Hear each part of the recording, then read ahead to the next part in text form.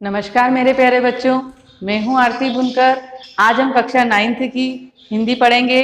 इसमें हमने पिछले वीडियो में आपको अध्याय 3 तक समझा दिया था और उसको पीडीएफ क्वेश्चन द्वारा आपको सेंड करें। अब अध्याय जो हमारा 4 है, अध्याय 4 का नाम है सांवले सपनों की याद। याद मतलब किसी चीज को याद करना, किसी व्यक्ति के बारे में, उसकी जो मरने के बाद उसकी हम किसी चीज को याद को समेट सकें। ठीक है, किसी चीज को याद रखें। ठीक है, इसके लेखक है जाबिर हुसैन। जाबिर हुसैन जो इसके लेखक हैं, उनका जन्म 1945 में गांव नौनाही राजगिरी, जिला नालंदा, बिहार में हुआ था। वे अंग्रेजी भाषा के अध्यापक रहे। उन्होंने राजनीति में सक्रिय रूप से भाग लिया और सक्रिय रूप से भाग लेकर विधानसभा के सदस्य निर्वाचित हुए तथा मंत्री बने। उन्होंने हिंदी, अंग्रेजी, उर्दू आदि भाषाओं में लेख लिखे, आदि रचनाएं लिखी उनने। जाबिर हुसैन ने डायरी विधा में एक अभिनव प्रयोग किया, जो अपनी प्रस्तुति और शैली शिल्प में नवीन है। प्रस्तुत पाठ मतलब प्रस्तुत स्मरण कह सकते हैं हम, स्मरण किसी चीज को याद करना। प्रस्तुत पाठ में स्मरण का मतलब है याद करना। पाठ जून 1987 में प्रसिद्ध पक्षी वैज्ञानिक, जो पक्षियों के वैज्ञानिक थे, प्रसिद्ध पक्षी वैज्ञानिक सलीम अली की मृत्यु हो गई। मृत्यु होने के तुरंत बाद उनकी जो मृत्यु हुई, उस मृत्यु से आघात मतलब उन्हें जो दुख पहुंचा, उस दुख को उन्हें डायरी के विधा से, डायरी शैली में लिखा है। किसने? जाबिर हुसैन। जाबिर हुसैन ने बताया है कि जो सलीम अली थे वो पक्षियों के, भारतीय पक्षी वैज्ञानिक थे, जो अलग अलग प्रकार के पक्षियों की खोज करते थे। पहाड़ों में, जंगलों में जाकर, पहाड़ों पे चढ़कर वो नए नए प्रकार के जो जानवर रहते थे उनकी खोज करते थे। जो जाबिर हुसैन थे, जाबिर हुसैन ने सलीम अली की, जो पक्षी के ज्ञाता थे, उन्होंने इस चीज़ का बताया है कि वो किस तरह से पक्षियों की खोज करते थे, कहाँ जाते थे, कैसे रहते थे। वो सब इस चीज़ में एक याद रख सके, उस चीज़ को उन्होंने एक डायरी के रूप में लिखा है। जाबिर हुसैन ने जो सलीम अली के बारे में लिखा है, सलीम अली की जो पत्नी थी तहमीना, वो उनकी सहपाठी थी। मतलब वो उनके साथ हर कदम पे कदम मिला के चलती थी। मतलब उनका हर घड़ी में उनका साथ देती थी। सलीम अली के पतले दुबले से थे, जो जंगलों में जाते, उनको वर्ड वॉचर के नाम से भी जाना जाता था। उनका जो नाम था, एक तरह से सलीम अली को वर्ड वॉचर मतलब अलग अलग पक्षियों की खोज करना। तो सलीम अली को इस चीज़ के बारे में भी, इस नाम से भी जाना जाता था, क्योंकि सलीम अली अनेक प्रकार के पक्षियों की खोज करते थे। जब सलीम अली बचपन में जब छोटे थे तो वो अपने मामा के यहाँ गए, और मामा के यहाँ जब वो गए तो वो अपने मामा ने उन्हें एक उपहार दिया, गिफ्ट जिसे कह सकते हैं, गिफ्ट, उपहार। और उपहार लेकर तो बच्चे अत्यंत खुश हो जाते हैं। ऐसे ही सलीम अली भी खुश हो गए और उन्हें वहाँ जाकर अपने मामा ने जो बंदूक दी थी उनको, गन बंदूक दी, जिससे उनने छत पर बैठकर किसी गौरैया पक्षी को मार दिया। उससे उन्हें बहुत आघात पहुंचा। आघात मतलब दुख हुआ। उस कारण उनने पक्षियों की खोज करना चालू करी कि जब हम पक्षी को मारते हैं तो उन्हें कैसा दुख होता है, किस मतलब उनकी क्या तकलीफ होती, वो सब चीज़ें सलीम अली ने महसूस करी। और फिर उन्हें पक्षी वैज्ञानिक कहा गया, मतलब उन्हें पक्षियों की फिर खोज करना चालू करे।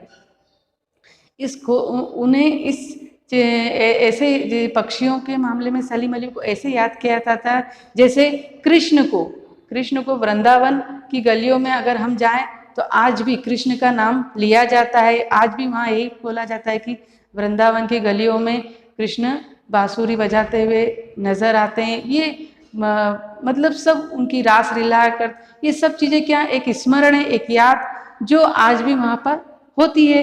ठीक उसी प्रकार सलीम अली को भी पक्षियों के प्रति जो उनका स्नेह था, जो उनका समर्पण था, जो वो पक्षियों के प्रति करते थे, वो सारी चीज़ें जाबिर हुसैन ने सलीम अली के बारे में लिखी और बताई है।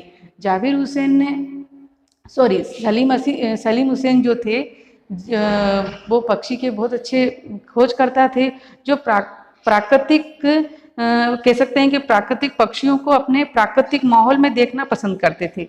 मतलब उन्हें एक कह सकते हैं कि दूरबीन के माध्यम से वो अपने नए नए रोज पक्षियों को देखना उन्हें बहुत पसंद था। उनकी आवाज़ें, उनके बारे में खोज करना कि वो क्या करते हैं, क्या, ये सब चीज़ें वो उनको बहुत पसंद थी। सलीम अली ने कहा है कि लोग पक्षियों को आदमी की नज़र से देखना चाहते हैं, यह उनकी भूल है। ठीक उसी तरह जैसे जंगलों और पहाड़ों में, झरनों में, आबादों में प्राकृतिक की नज़र से नहीं, आदमी की नज़र से देखना को उत्सुकता रहती है। ठीक है, ये जो सलीम अली थे उन्होंने पक्षियों की खूब अच्छी खोज की। कुछ समय बाद, लंबे समय रोमांचकारी जीवन में उनने ढेर सारे अनुभव के मालिक रहे सलीम अली। एक दिन केरल के साइलेंट वैली रेगिस्तान की हवा के झोंके को देखकर झोंके से बचाने के लिए से उन्हें अनुरोध किया। मतलब जो झोंका आता है रेगिस्तानी हवा से, हवा का जो झोंके से बचाने के लिए उन्होंने अनुरोध लेकर, मतलब वो जो हवा आ रही है उस हवा को रोकने के लिए वो अपना अनुरोध लेकर किसके पास गए, जो भूतपूर्व मतलब प्रधानमंत्री थे चौधरी चरण सिंह, वो उनके पास गए और वे उनसे बोलने लगे कि आप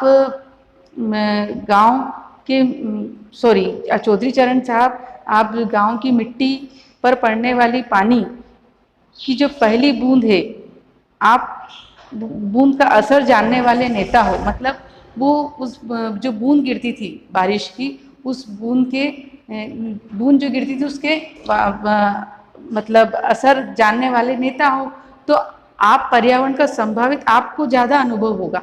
तो संभावित खतरों का जो चित्र है वो सलीम अली ने किसके, चौधरी चरण के सामने प्रस्तुत किया और उनकी आंखें नम हो गई। किसकी, चौधरी चरण सब जो चौधरी चरण जी थे उनको लगा कि ये जब हम पक्षियों के बारे में इतना नहीं सोचते और ये जो सलीम अली हैं ये पक्षियों के बारे में इतना सोच रहे हैं तो जरूर सही है। ठीक है, सलीम अली की इस बात को सुनकर वो भावुक हो गए और उन्होंने इस चीज़ पे कार्य किया। सलीम अली प्राकृतिक दुनिया के एक टापू बने। टापू मतलब कह सकते हैं कि एक समंदर की तरह रहे। वो समंदर भी मतलब कहे तो बहुत कम है उनके लिए, वो एक सागर के समान थे जो सलीम अली, जिन्होंने हर चीज़ को गहराई से समझा और समझाया भी किसी को भी। सलीम अली की मतलब क्षतिपूर्ति का मतलब होता है कि 100 वर्ष भी पूरे ना हो, 100 वर्ष से पहले ही उनकी मृत्यु हो गई। उन्हें एक जानलेवा बीमारी जो कैंसर जैसी जानलेवा बीमारी हो गई, जिसके कारण उनकी मृत्यु हो गई। किसकी, सलीम अली की। सलीम अली ने की मृत्यु के बाद जो मतलब मृत्यु हो गई, पर फिर भी वो प्राकृतिक रूप से मतलब पक्षियों में आज भी है, इसीलिए क्योंकि